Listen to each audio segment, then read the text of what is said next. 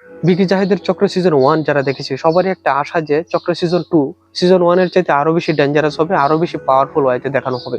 এবং সিজন 1 এ আমরা যেসব ঘটনা বিস্তারিত ভাবে জানি নাই বা জানতে পারি নাই, সেগুলো আরো বিস্তারিত ভাবে এবং পাওয়ারফুল ওয়েতে দেখানো হবে। এবং সিজন 1 এ তৌসিফের সহ যেসব ক্যারেক্টার আমরা দেখেছি, এই সিজন 2 তে আরো পাওয়ারফুল ওয়েতে এবং পাওয়ারফুল ভাবে সেসব ক্যারেক্টার আমরা দেখতে পাবো এবং সেগুলার ব্যাক স্টোরি দেখবো, কেন সেগুলা এত ডেঞ্জারাস হয়ে গিয়েছিল এবং সেই চক্রটা আসলে কিভাবে কাজ করে এবং কাহিনীটাকে তারা কিভাবে সামনে এগিয়ে নিয়ে যায়, এই ব্যাপারগুলো আমরা আশা করেছি এবং সেই হিসাবে পরিচালক আমাদের সামনে কতটুকু উপস্থাপন করেছে এসব নিয়ে কথা বলবো আজকে। হ্যালো, আশা করি সবাই ভালো আছেন। আজকে সিনেভ্যালি বাংলা চ্যানেলে আপনাদের সাথে কথা বলবো বিকি জাহিদ পরিচালিত চক্র সিজন 1 এবং 2 নিয়ে, যে এটা কেমন হয়েছে এবং এটার কয়েকটা ভালো মন্দ সাইড এবং এটা প্রথম সিজনের মতন এটার মান ধরে রাখতে পারেছে নাকি পারেনি, এই ব্যাপারটা নিয়ে।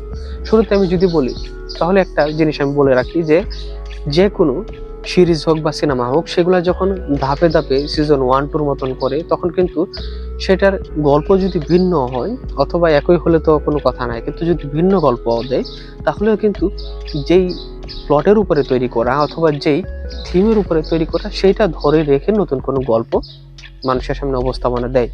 যেমন আপনি যদি দেখেন রানী মুখার্জির মারদানি 3টা রয়েছে, 3টার মধ্যে কিন্তু তাদের প্লট, প্রেক্ষাপট এবং কাহিনীর স্টোরিগুলো আলাদা, কিন্তু তাদের 3টা সিনেমারই থিম এক, যে হিউম্যান ট্রাফিকিং এবং হিউম্যান অর্গান ট্রাফিকিং, এটার উপরে বেস করে তৈরি করা হয়েছে। কিন্তু আপনি চক্রের মধ্যে এসে এটা একটু পাবেন না। বিকি জাহিদের অন্যান্য কাজ দেখেন, যেমন পুনর্জন্ম যেগুলো রয়েছে, যে কয়েকটা পার্ট রয়েছে, সবগুলোতে কিন্তু হরর একটা ভাইব রয়েছে এবং সেগুলো হরর কাণ্ডগুলা দেখানো হয়েছে, যে অমুক অমুক জায়গায় অমুক মানুষকে মেরে ফেলে এবং সেগুলা মানুষকে খাইয়ে দেয়, এই হরর ভাইবটা রয়েছে। সেই হিসেবে কি আপনি যেটা আশা করবেন সেকেন্ড পার্টে বা যত সিজনে করা হোক, সেগুলোতে আমরা এরকম আশা করি। কিন্তু এখানে একটা ধরা খাওয়ার বিষয় হচ্ছে যে আমরা কিন্তু সিজন 1 এর মধ্যে কুফুরি কালাম এবং বিভিন্ন মানুষের ব্ল্যাক ম্যাজিক বা কালো জাদু যেগুলো বলি, সেগুলোর মাধ্যমে সেই চক্রটা কাজ করে এবং তারা ফ্যামিলিকে ধ্বংসের দিকে নিয়ে যায়। সেই ভাইবটাই কিন্তু সেকেন্ড সিজনে রাখা দরকার ছিল, কিন্তু সেটা তারা করে নাই। তারা কি করেছে, দ্বিতীয় সিজনে এসে হরর ভাইব নিয়ে এসেছে। তারা আগের সিজনে তারা ব্ল্যাক ম্যাজিক বা কুফুরি কালাম করতো, এইখানে মানুষকে তারা মার্ডার করে তাদের মাংস, তাদের হাড়, কলিজা এগুলা খাওয়া শুরু করেছে। সেই হিসাবে কি সিজন 2টা একটু ধাক্কা খাওয়ার মতো হয়েছে আমার কাছে, যে আমি থিমটা ধরে রাখতে পারে নাই পরিচালক। আমার কাছে এটা খুব মন্দ লেগেছে।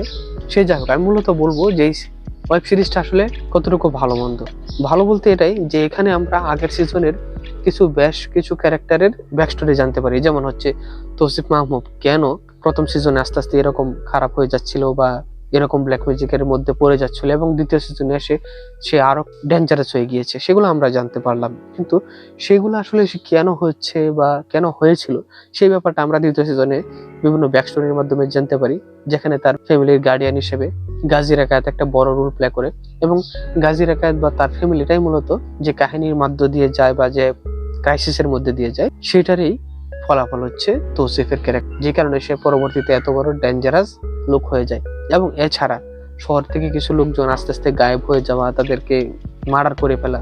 সিজন 1 এর মধ্যে সেই ক্যারেক্টার গুলা কি নিজেরা আত্মহত্যা করতো, আর সিজন 2 তে এসে দেখা যাচ্ছে সেই ক্যারেক্টার গুলা বিভিন্ন যারা ভিকটিম বানানো হয় তাদেরকে নিয়ে এসে তাদেরকে প্রথম মার্ডার করে তারপর তাদেরকে কেটে টুকরো টুকরো করে তাদেরকে খেয়ে ফেলা হচ্ছে, যেটা হরর ভাইব নিয়ে আসে। আর এটা করার জন্য তৌসিফের যে ক্যারেক্টার, যে বিল্ড আপ হওয়া দরকার, যে পাওয়ারফুল হওয়া দরকার, সেটা দেখিয়েছে। এবং তৌসিফ ছাড়া যেসব ক্যারেক্টার রয়েছিল সেগুলো অন্যান্য ক্যারেক্টারের আসলে কাহিনীতে পুরোপুরি পাওয়ার এখন আনতে পারেনি, জাস্ট সহযোগী হিসেবে কাজ করেছে। আর আমি সব ক্যারেক্টারের নাম জানি না, সেই হিসেবে আমি স্পেসিফিকলি বলতে পারতেছি না এই মুহূর্তে। তবে একটা বিষয় হচ্ছে, এখানে তৌসিফ মাহমুদের মতন আরেকটা দানব রূপের মতন ক্যারেক্টার যেটা বাঁধন প্লে করে, সেই রোলটা আসলে এই দ্বিতীয় সিজনে এসে লিডিং ক্যারেক্টার হয়ে যায়। তৌসিফ মাহমুদের মতন সে পাওয়ারফুল ক্যারেক্টার হয়ে যায়। এর আগ পর্যন্ত, দ্বিতীয় সিজনটা শেষ হওয়ার আগ পর্যন্ত আমরা দেখি যে পুরা সিজনটার সমস্ত ক্যারেক্টারগুলো কন্ট্রোল করে তৌসিফ, কিন্তু সিজনের শেষের দিকে এসে আমরা দেখতে পাই যে তৌসিফ মাহমুদকে কন্ট্রোল করা শুরু করেছে বাঁধন।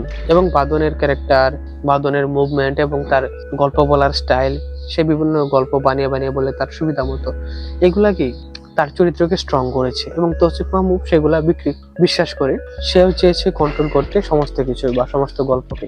এবং এই সিজনের মধ্যে তারা যে ফ্যামিলিকে টার্গেট করে সেই ফ্যামিলিকে মূলত তারা হত্যা করে না, বরং তাদের কোনো ফ্যামিলি মেম্বারকে হত্যা করে তার শরীরে বিভিন্ন অর্গান এই ফ্যামিলির বাকি লোকজনদেরকে খাওয়ায়, যেটা আসলে হরর থিম নিয়ে আসে।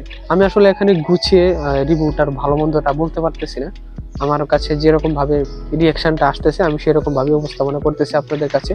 তবে এখানে আরেকটা বিষয় হচ্ছে, যেটা সিরিজের শেষের দিকে এসে খুব বাজে হয়ে গেছে, সেটা হচ্ছে বাঁধন যখন তার সমস্ত বানানো গল্প বা নিজের মতন গল্প উপস্থাপনা করে তৌসিফের কাছে, যে একজন ডক্টর হিসেবে এখানে প্লে করে, সে বাঁধনের আগের সমস্ত কথা বিশ্বাস করে। সে কিভাবে তার স্বামীকে মেরেছে, কখনো নিজের দোষ বলে, কখনো স্বামীর দোষ বলে, এরকম বিভিন্ন কিছু সে গল্প বানিয়ে বানিয়ে বলে। তখন তৌসিফ সবকিছু বিশ্বাস করে।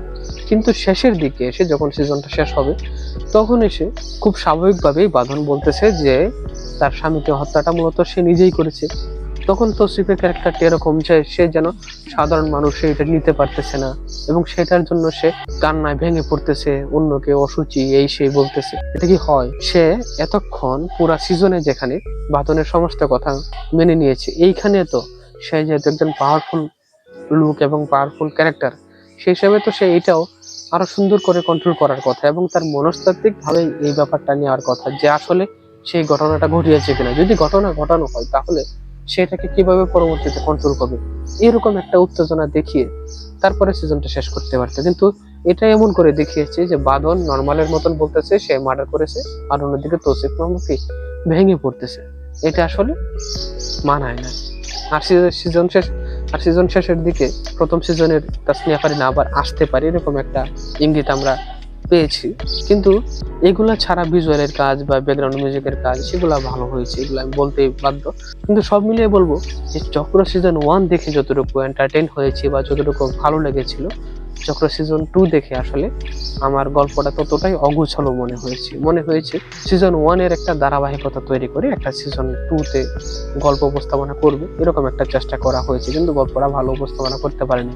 শুধুমাত্র গাছ ডাকাতের ফ্যামিলির যে উপস্থাপনাটা এবং তাদের যে স্টোরিটা সেটা সুন্দর করে উপস্থাপন করতে পেরেছে, এগুলা হয় নাই। আর বাকি উপস্থাপনা, আর একটা সিনের ব্যাপারে আমি বলি, এই যে এটা হরর হিসেবে তাদের তো বিভিন্ন মাংস বা কলিজা খাওয়ানোর বিভিন্ন সিন দেখানো হয়েছে। এখানে একটা বিষয় হচ্ছে, শেষের দিকে এক জায়গায় বাঁধন এবং তার ফ্যামিলি মিলে একটা বাচ্চার কলিজা খাচ্ছে এবং খুব আনন্দ নিয়ে এবং মজা করে খাচ্ছে, কিন্তু তারা এমন করে কলিজা কাটতেছে চাকু দিয়ে, মনে হচ্ছে তারা খুব শক্ত কিছু কাটতেছে। কলিজা কি রান্না করুক আর যেভাবে দিক তাদের কাছে, সেটা কি শক্ত হবে? শক্ত হবে না, এটা নরম হবে, বড় জোর একটু শক্ত হবে। কিন্তু তারা যেভাবে এখানে ছুরি দিয়ে কাটতেছিল, সেটাই মনে হচ্ছে যে তারা খুব শক্ত জিনিস, পাথর হয়ে গিয়েছে বা বরফ হয়ে গিয়েছে এরকম শক্ত জিনিস তারা চাকু দিয়ে কাটার চেষ্টা করছে, এরকম মনে হয়েছে, যেটা আসলে কলিজা খাওয়ার মতন বা কলিজা তো শক্ত হওয়ার মতন কিছু না। তো সব মিলিয়ে বলবো যে এটা সিজন 1 যেরকম ভালো মনে ছিল সেই হিসাবে এটার মান খুবই দুর্বল। তো আপনারা যারা ইতিমধ্যে সিজন 2 দেখে ফেলেছেন চক্রের, তারা আমার সাথে এগ্রি করেন কিনা বা ডিসএগ্রি করেন কিনা সেটা কমেন্টে জানাতে পারেন। আজকে তাহলে পর্যন্ত, সবাইকে ধন্যবাদ।